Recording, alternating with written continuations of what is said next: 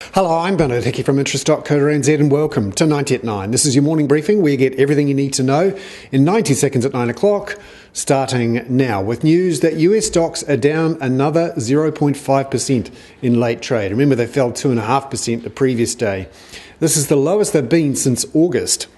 People are going for safe haven investments. The US 10-year bond yield fell again, down to 1.63% overnight. A couple of fears. Firstly, the fiscal cliff. No signs yet of any solution there, and the risk that it could be left to the last minute as previous budget impasses have been done. Also, there's fears about Europe again because the Greek bailout deal, which everyone thought was going to be done on November the 12th, has been put back. An official last night said that no decision would be taken on November 12 at that summit of finance ministers. Greece, remember, is running out of cash. Some say it could be out of cash by November the 16th.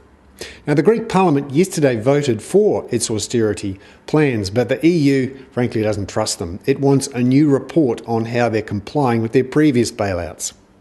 Also, the ECB decided not to cut its interest rates overnight, and it hasn't unleashed its big bazooka of bond buying. That's because the Spanish haven't asked for a bailout. And now the Germans are saying that they're seeing the slowdown in Europe transfer to their economy too. Meanwhile, in New Zealand, yesterday's shock jobless figure, 7.3%, well above the 6.7% economists were expected, has raised talk of a rate cut later this year. ANZ says if it wasn't for the Christchurch rebuild, they would be calling for a 50 basis point rate cut now. However, most people think it's unlikely we'll see a rate cut this year, maybe early next year.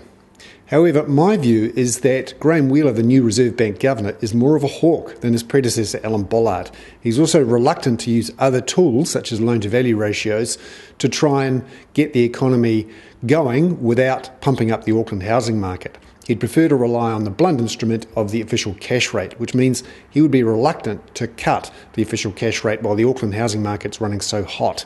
We'll get more information on that just after 9 when the REINZ comes out with its figures for October. I'm Bernard Hickey. That was 90 at 9 from interest.co.nz.